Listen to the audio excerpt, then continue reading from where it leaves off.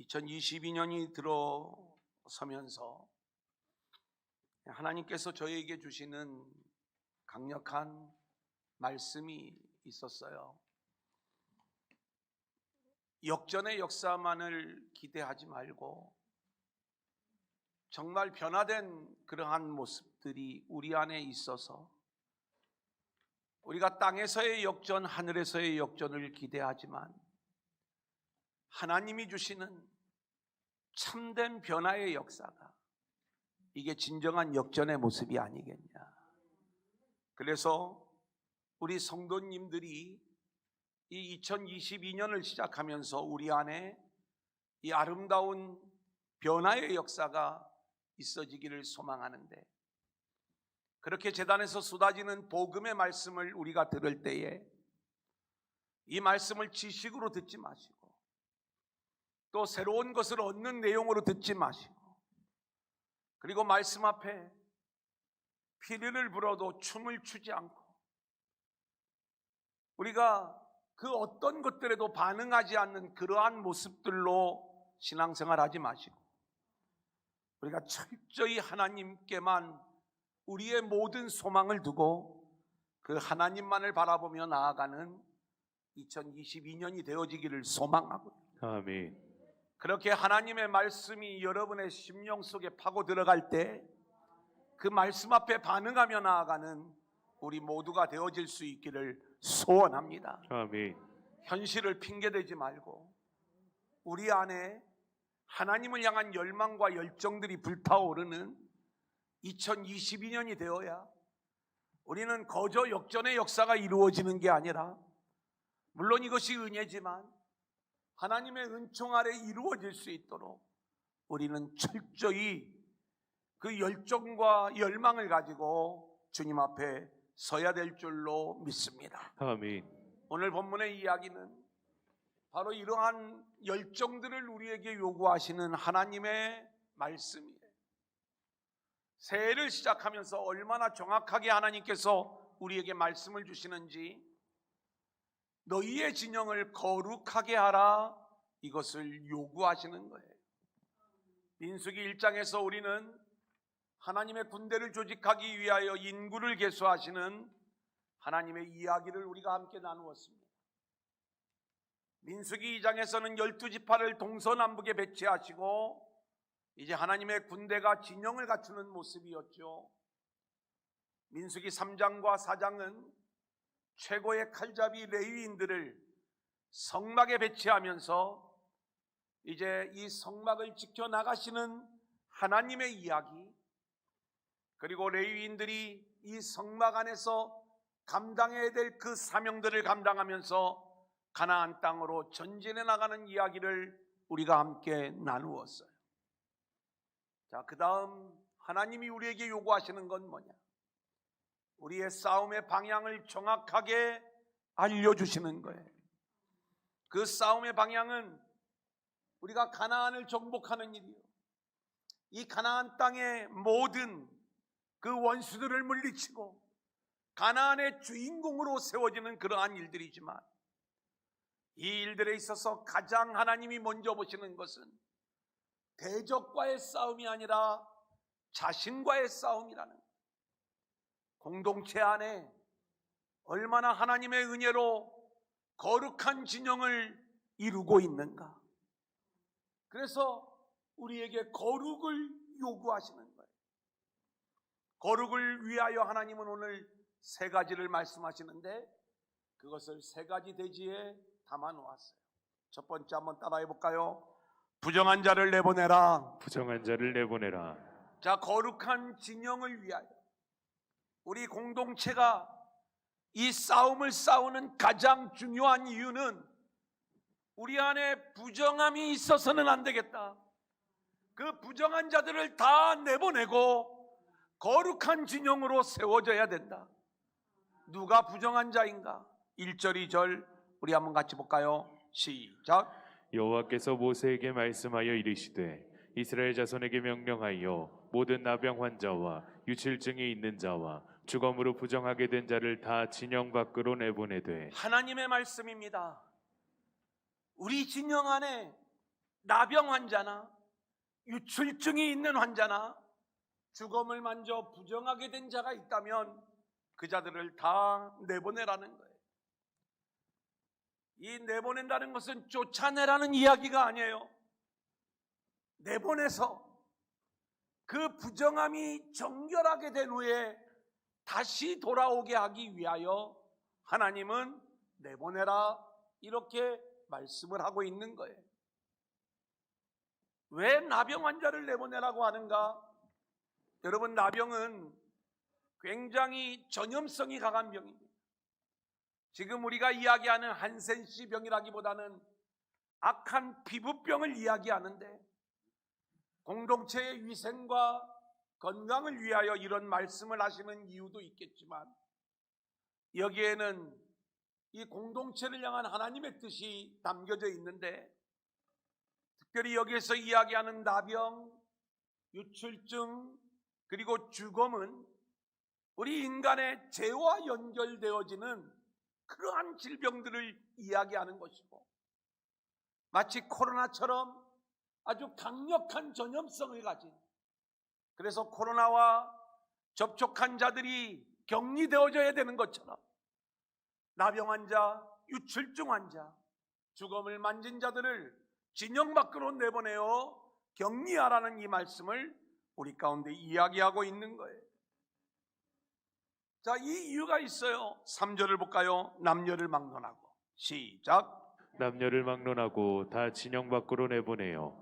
그들이 진영을 더럽히게 하지 말라. 내가 그 진영 가운데에 거하느니라 하시매. 여러분, 이 말씀을 보십시오. 남녀를 막론하고 다 진영 밖으로 내보내는데 이렇게 몸에 죄의 씨앗을 가지고 있고 그 바이러스가 있으며 그리고 그 증상이 나타나는 자들은 반드시 내보내어 이 진영의 거룩함을 유지해야 되는데 그것은 이 진영은 하나님이 거하셔야 되는 곳이기 때문에. 자, 그렇다면 이 말씀을 우리 안에 적용해 보면 내 심령 안에 있는 모든 죄를 내보내야 되는 것이고 아멘. 우리 가정 안에 있는 모든 죄의 씨앗을 내보내야 되는 것이고 아멘. 우리 공동체 안에 모든 전염성이 강한 죄를 내어 쫓아야 되는 것인데 그 이유는 뭐예요? 이곳이 거룩하신 하나님이 거하셔야 되는 곳이기 때문에 그런 거예요. 우리의 심령 속에 하나님이 오셔야 돼요. 아멘. 우리의 가정 안에 하나님이 오셔야 돼요. 아멘. 우리의 교회가 하나님의 교회가 되어야 되는 거예요. 아멘. 그러기 위해서 우리는 그 거룩하신 하나님이 오시기 위하여 우리 안에 있는 모든 죄의 모습을 내보내야 되는 것. 오늘 성경은 이 내용을 우리 가운데 말씀하고 있는 거예요. 사도 바울은요 이렇게 이야기를 하고 있어요. 고린도전서 5장 9절로 13절까지의 말씀을 보면 지금 고린도 교회 안에 음행하는 자들이 있어요. 근데 이들을 내보내라는 거예요. 자, 그런데 내보내야 될 이유가 있는 거예요. 여러분, 우리가 생각을 할 때 세상 교회 밖에 있는 세상 가운데 있는 음행하는 자들을 우리가 내보낼 이유는 없어요. 그들은 밖에 있으니까. 또 오히려 그들을 우리가 만나서 그들을 어떻게 해서든지 그리스도 안에 들어올 수 있는 자들로 만들어 나가는 것, 이것이 우리 성도가 감당해야 되는 그러한 일들 아니겠어요? 자, 그런데 지금 고린도 교회의 문제를 삼고 있는 것은 교회 안에 있는 음행하는 자들이에요. 교회 안에 나병한 자들이에요. 교회 안에 유출증이 있는 자들이에요. 피가 멈춰야 되고 새로워져야 되고 그리고 피부가 깨끗해져야 되고 그리고 그들의 생명의 역사가 일어나는 이 놀라운 자들이 살아있는 교회가 되어야 되는데 교회 안에 이 더러운 것들로 가득 차 있을 때 그 더러움들을 내보내라, 이 내용을 말씀하고 있는 것이죠. 이렇게 더러운 자들을 내보내는 것은 하나님은 우리를 쫓아내는 일에 관심이 있는 게 아니라 공동체를 거룩하게 하는 일에 하나님의 관심이 있어서 내보낸 자들을 다시 정결하게 하셔서 다시 진영 안으로 들여보내시고 그 진영을 거룩한 진영으로 바꾸어 주시는 놀라운 하나님의 역전의 역사를 위하여 하나님은 우리에게 모든 이러한 부정한 자들을 내보내라 이렇게 말씀하고 있는 거예요. 아멘. 여러분, 그렇다면 이 내보내어짐을 당하는 자들은 이게 은혜임을 우리가 알아야 돼. 아멘. 진영 밖은 우리가 어디냐? 이곳은 우리 주님의 십자가가 있는 곳이요, 그곳에서 우리는 정결함과 치유함을 받고 다시 교회 안으로 거룩한 진영 안으로 돌아오게 되는 줄로 믿습니다. 아멘. 자, 우리가 이 페이지를 보면 진영 밖에서 우리 예수님이 하시는 일들을 우리 가운데 말씀해 주세요. 마태복음 8장 1절로 3절 같이 읽어볼까요? 시작.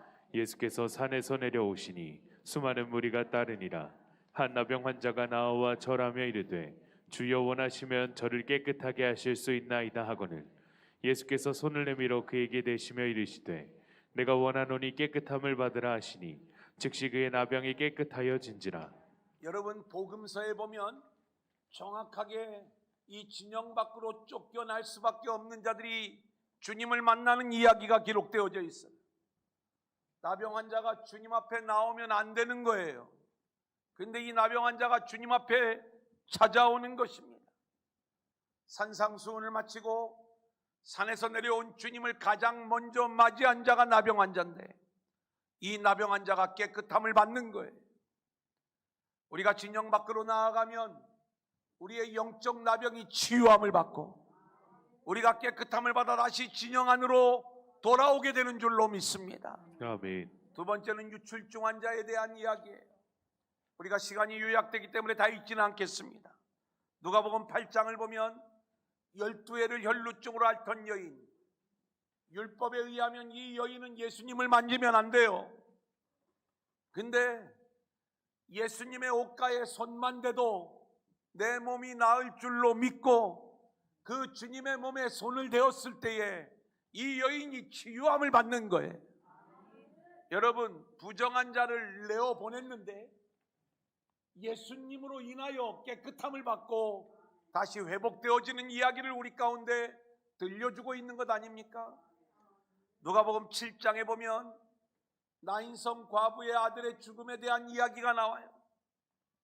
아들을 잃은 이 과부의 눈물이 얼마나 처절한지 주님이 불쌍히 여기시면서 그 죽음에 손을 대는 거예요. 그 관유에 손을 대는 순간 이 청년이 살아나는 거예요. 그 청년이 회복되어 다시 진영 안으로 돌아오는 이 놀라운 역사. 여러분, 그렇게 우리가 쫓겨난 그 진영 밖에 가보니까 우리가 쫓겨날 자리에 주님이 먼저 쫓겨나셔서 거기에서 우리 주님이 십자가를 지시고 우리의 모든 부정함을 깨끗게 하여 주신 줄로 믿습니다. 그렇기 때문에 부정한 자를 다 내보내라 라고 이야기할 때 오늘 주님, 제가 부정한 자입니다. 제가 가인과 아벨의 이야기를 들었을 때, 말씀드릴 때 하나님이 가인의 예배를 거절하시잖아요. 주님 옳습니다. 저는 하나님을 예배할 자격이 없고 제 예배가 거절당하는 것 당연합니다. 하나님, 이 죄인을 용서해 주세요. 그리고 하나님 앞에 합당한 예배를 드릴 수 있도록 도와주세요. 오늘 진영 밖으로 쫓겨나는 이 이야기가 하나님이 우리를 심판하시는 이야기가 아니라 예수 안에서 우리를 회복하여 우리를 다시 진영 안으로 들여보내시는 아멘. 하나님의 역사인 것을 우리가 알면서 하나님, 나를 내보내 주세요.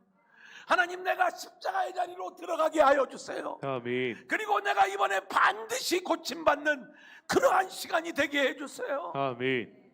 여러분, 이제 내일 저녁부터 우리가 5번의 시간을 함께 나눌 때 이 요셉에게는 놀라운 축복의 이야기들이 우리 앞에 준비되어져 있어요.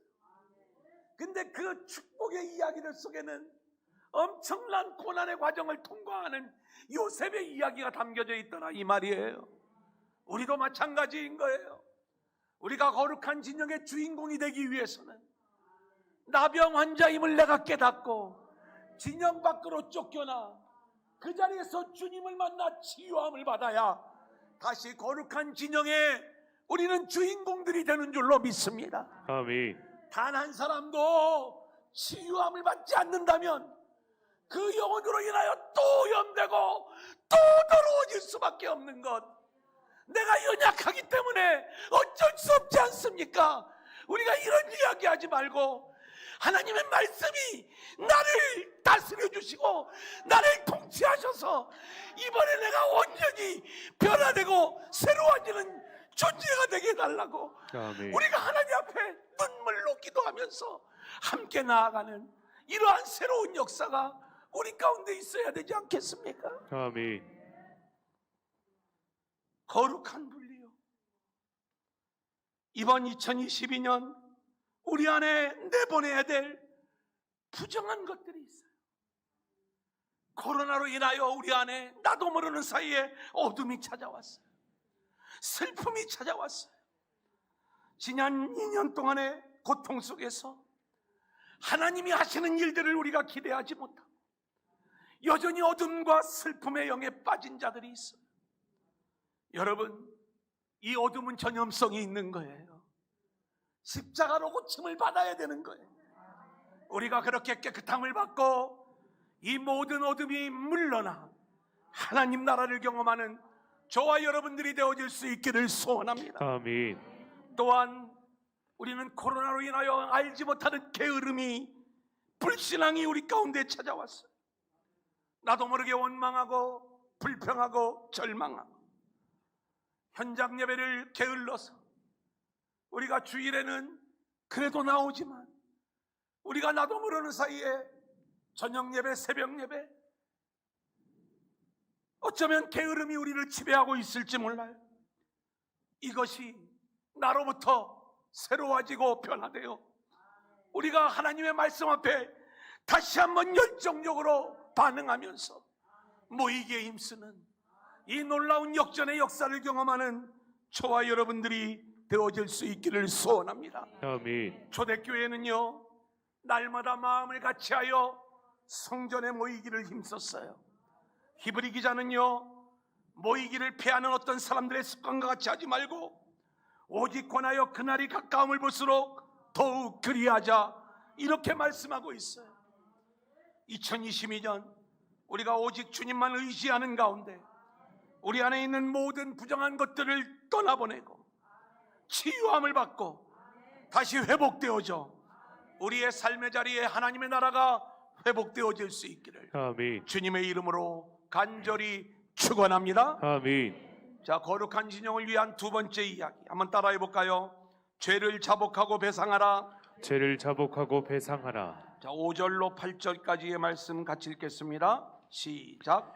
여호와께서 모세에게 말씀하여 이르시되 이스라엘 자손에게 이르라. 남자나 여자나 사람들이 범하는 죄를 범하여 여호와께 거역함으로 죄를 지으면 그 지은 죄를 자복하고 그 죄값을 온전히 갚되 5분의 1을 더하여 그가 죄를 지었던 그 사람에게 돌려줄 것이요, 만일 죄값을 받을 만한 친척이 없으면 그 죄값을 여호와께 드려 제사장에게로 돌릴 것이니 이는 그를 위하여 속죄할 속죄의 수량과 함께 돌릴 것이니라. 저는 우리가 거룩한 진영을 위해서 두 번째로 하나님이 우리에게 말씀하시는 게 뭐냐? 우리의 죄를 자복하고 그리고 반드시 배상하라, 이렇게 말씀을 하고 있는 거예요.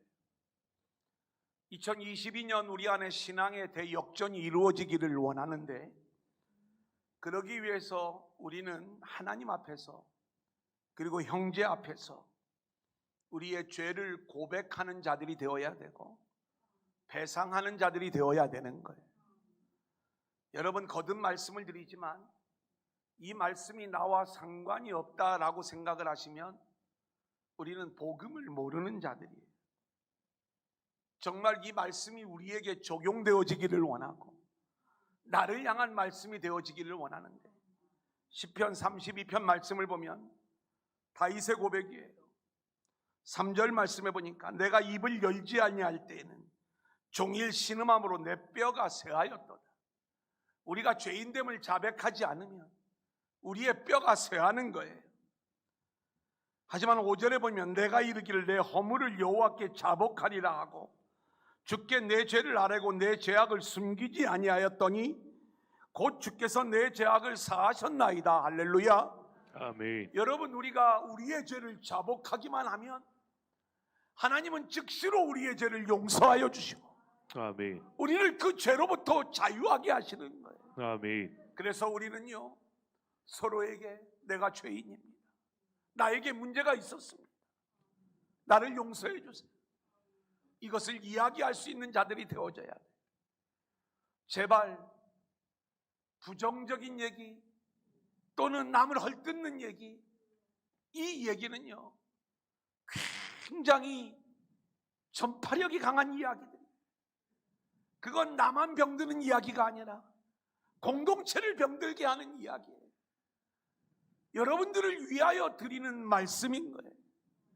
여러분, 이것은요 우리 인간의 습성이 그래서 항상 상대방을 배려하거나 뭔가 격려하거나 힘을 주지 못하고 늘 비난하고 헐뜯고 문제 삼고, 그래서 나의 도덕적 의의, 나의 신앙적 의의를 추구하는 게 우리의 모습들인 거예요. 신앙을 이야기하면서 그 안에 악한 우리의 모습들이 다 담겨져 있는 것들이죠. 내가 죄인입니다, 나에게 문제가 있었습니다, 나를 용서해 주세요, 이것을 우리가 서로에게 자복할 수 있기를 소원하고요. 아멘. 이러한 모습으로 우리가 세워질 때 우리 안에 아름다운 하나님의 나라가 세워지게 될 줄로 믿습니다. 아멘. 요한일서 1장 5절로 10절의 말씀을 보면 우리가 8절부터만 읽겠습니다. 만일 우리가 시작.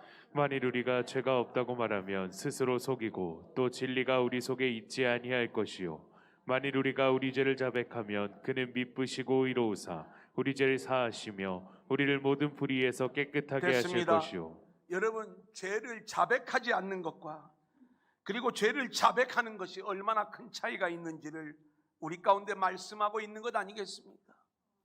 그래, 우리는 우리의 죄인됨을 자백하면서 하나님 앞에 세워지게 될 때 이 죄의 용서함을 받고 하나님의 은혜 안에 있는 모습들로 우리 모두가 세워지게 될 줄로 믿습니다. 아멘. 자, 그런데 오늘 말씀을 보니까 말로만 자백하지 말고 한번 따라해 볼까요? 배상하라, 배상하라. 배상하라. 배상하라. 그런데 충분한 배상을 요구하고 있어요. 손해를 끼친 만큼만 배상하지 말고 5분의 1을 더하여 배상하라고 이야기를 하고 있는 거예요. 여러분, 이 말씀이 뭐예요? 우리가 철저히 말로만 회개한다고 되는 게 아니라 하나님의 영광에 먹칠한 그 죄가 있다면 그 죄에 대한 배상이 우리 안에 있어야 되고, 형제를 어렵게 했을 때 손해를 끼친 죄가 있다면 그것을 우리가 갚아야 되는 그 배상의 책임이 우리 가운데 있다는 거예요. 어떻게 우리가 배상할 수 있는가? 그것은요 우리 안에 철저히 우리가 한 지체요, 한 몸된 공동체라는 것을 우리가 먼저 알아야 되는 것이고, 이 거룩한 공동체를 위하여 우리가 배상하며 나아갈 때, 자, 누가복음 19장 8절을 보면 삭개오의 배상 이야기가 나와요. 한번 같이 읽어볼까요? 삭개오가 시작. 삭개오가 서서 주께 여짜오되 주여 보시옵소서 내 소유의 절반을 가난한 자들에게 주겠사오며 만일 누구의 것을 속여 빼앗은 일이 있다면 내 갑절이나 갚겠나이다. 예수님을 만난 자에게서 나오는 참된 배상의 모습인 거예요. 여러분, 우리가 이것을 윤리적이거나 도덕적 어떤 선행의 모습으로 이 내용을 우리가 이해한다면 우리가 복음을 놓치고 있는 것이죠. 예수님을 만난 삭개오의 변화된 모습이 어떤 모습인가? 그 내용을 봤더니 본인이 복음에 빚진 자라는 걸 알게 되었어요. 자신이 복음을 모르고 철저히 자기중심적인 그리고 물질 중심적인 그러한 인생을 살아왔던 것, 이것이 하나님께 죄를 지은 거고 이게 사람 앞에 죄를 지은 모습인 걸 알고 있었던 거예요. 그래서 이것을 어떻게 배상하는가? 자신의 재산의 반을 나누어서 가난한 자들에게 나누어 주겠다는 이야기인 것입니다. 저는 2022년을 시작하면서 하나님이 저에게 주신 그 말씀과 이 말씀이 연결이 되어지는 거예요. 여러분, 우리는 정말로 하나님 앞에 빚진 자들로 살아가고 있습니다. 복음의 빚진 자요. 우리가 마땅히 감당해야 될 선교적 사명이 있는 거예요. 우리에게 붙여주신 지극히 작은 자들, 그들을 향한 애절한 마음들이 우리 안에 있어야 되는 거예요. 우리가 어려운 자들을 보면서도 애써 외면하고 우리가 모른 체하며 지나갔던 그러한 모든 우리의 삶의 모습들 우리가 회개하면서 2022년에는 하나님께 우리가 좀 배상할 수 있기를 원하는데, 어떻게 배상할 것인가? 멋지게 정말 하나님이 원하시는 그러한 모습들로 선교적 삶을 좀 살아갈 수 있기를 소망하고요. 그리고 구제하는 삶을 살아갈 수 있기를 소원하고요. 그래, 뭔가 내가 하나님 앞에 특별히 회개할 때 그것이 하나님을 향한 열매로 좀 나타날 수 있기를 원하는데, 저도 금년에 하나님이 저에게 주시는 말씀이, 너가 목회하면서 너도 좀 한 교회를 책임져라. 예, 하나님 순종할게. 그래, 그렇게 하나님이 마음을 주시는 거예요. 우리 모두가 다 철저하게 그렇게 하나님 앞에 배상하는 일들이 무엇인가? 나의 것을 내어놓는 일들 아니겠습니까? 그렇게 선교로, 구제로, 헌신으로 내어놓으면서 정말 하나님 앞에 우리의 죄인됨을 이렇게 고백하는, 그것이 물질일 수도 있고, 그것이 여러분의 땀의 헌신일 수도 있고, 그것이 여러분의 주님을 향한 이 복음의 열정, 이러한 모습일 수도 있고, 다양한 모습으로 나타날 수 있는 이 배상의 모습들 우리 안에 반드시 있어야 되겠다.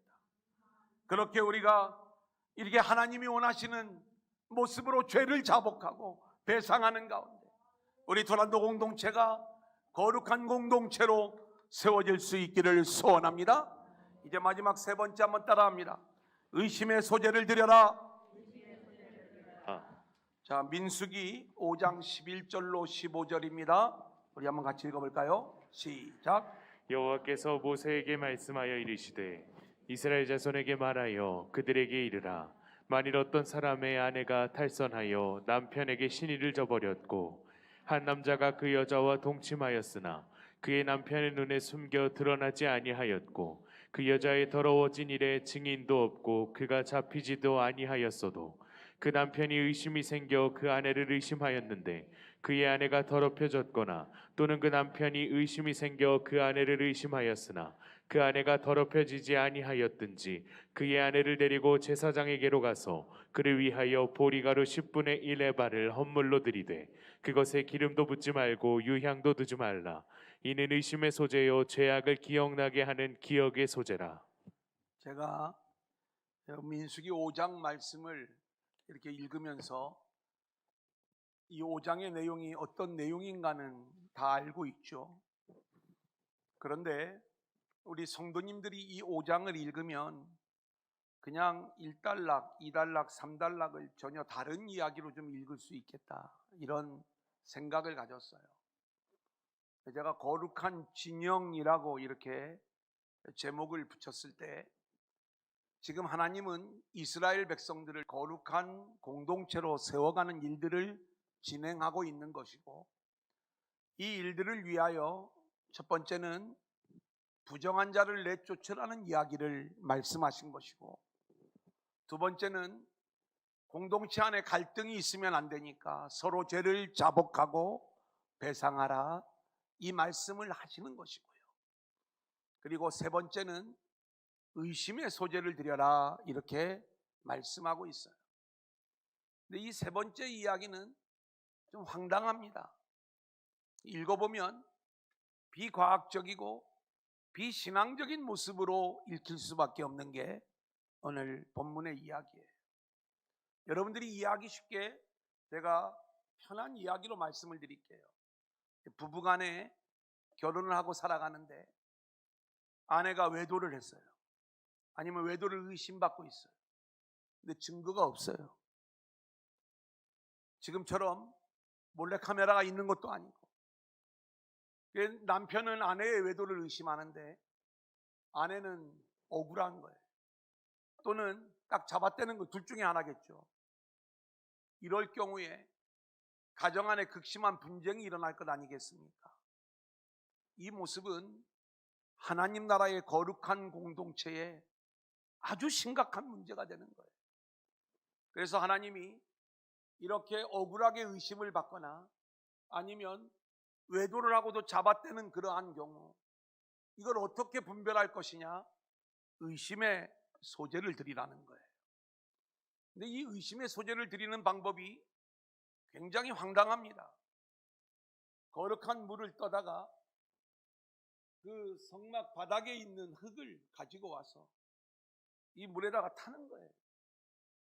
그리고 그 의심받는 여인에게 이 물을 마시우게 하는 겁니다. 그랬을 때 아무런 문제가 없으면 이 여인은 정결한 거예요. 억울하게 의심을 받는 거예요.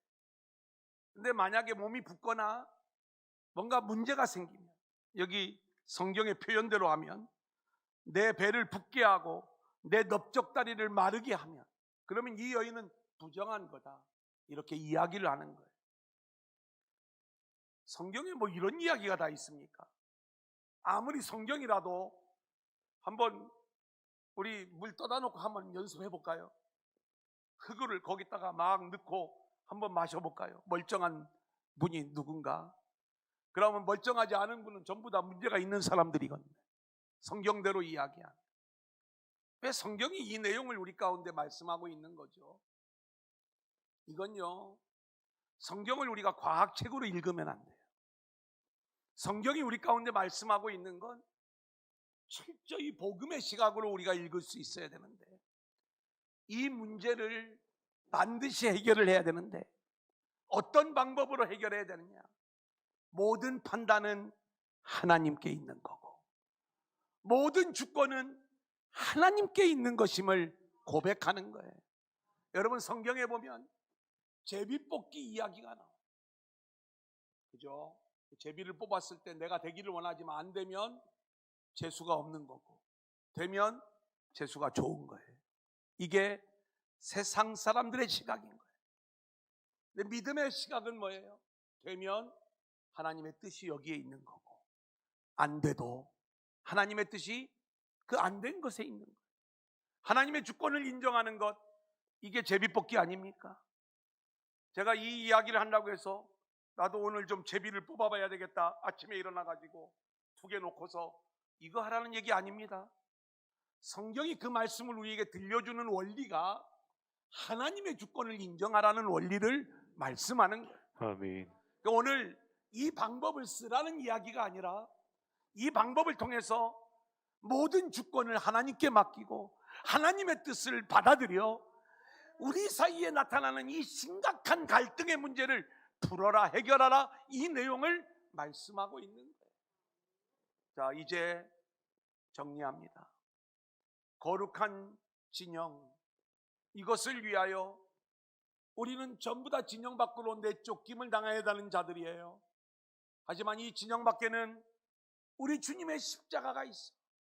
그렇게 우리를 치유하시고 다시 진영 안으로 들어보내주셔서 우리가 거룩한 공동체로 세워지게 될 줄로 믿습니다. 아멘. 우리가 형제간에 죄를 지었을 때, 갈등하고 문제가 있을 때, 이것은 공동체를 깨뜨리는 일이고 하나님의 영광을 가리우는 일들이, 우리가 서로에게 내가 죄인입니다, 죄를 자복할 수 있어야 돼요. 그리고 그 죄에 대한 배상이 우리 가운데 있어야 돼요. 그 배상은 이웃을 배려하는 거예요. 그게 선교 구제이지 않겠습니까? 세 번째는 가정 안에 서로를 의심하는 문제. 여러분, 우리의 신앙도 늘 이 의심의 소재를 드려야 되는 거예요. 내가 하나님 앞에 간음한 자로 드러날 수밖에 없는 이 의심의 소재를 드리면서 하나님, 나는 음행한 자입니다. 나를 용서하여 주시고 다시 거룩한 자로 회복시켜 주옵소서. 아멘. 그렇게 우리가 신앙 안에서 의심의 소재를 드리는 자들이 되어 늘 우리의 신앙이 음행 가운데 있는가 아니면 하나님을 바라보고 있는가를 늘 진단하면서 하나님 앞으로 나아가는 자들이 되어지기를 소망하고요. 아멘. 이제 이 원리가 에덴의 이야기를 동일하게 들려주는 것 아니겠습니까? 원래 우리는 에덴에서 살아가는 자들이었는데 죄로 인하여 에덴에서 쫓겨나왔어요. 내보내라는 거예요. 이 세상으로 쫓겨왔는데 여기가 진영받기예요. 근데 이곳에서 우리는 예수님의 십자가로 죄로부터 자유함을 얻고 다시 진영한 영원한 하나님 나라 그 에덴 동산으로 다시 인도함을 받게 되는 줄로 믿습니다. 아멘. 성경은 처음부터 끝까지 이 복음의 이야기를 들려주고 있는데 창세기의 말씀에도 에스겔의 말씀에도 요한계시록의 말씀에도 동일한 이야기를 우리 가운데 들려주면서 우리를 그렇게 진영 밖에서 깨끗함을 받고 다시 돌아오는 이야기로 복음을 설명해 주고 있는 거예요. 오늘 예배하는 저와 여러분 모두가 그렇게 거룩한 백성 또 거룩한 진영, 거룩한 공동체를 이루어 하나님의 영광만을 드러낼 수 있기를 주님의 이름으로 간절히 축원합니다.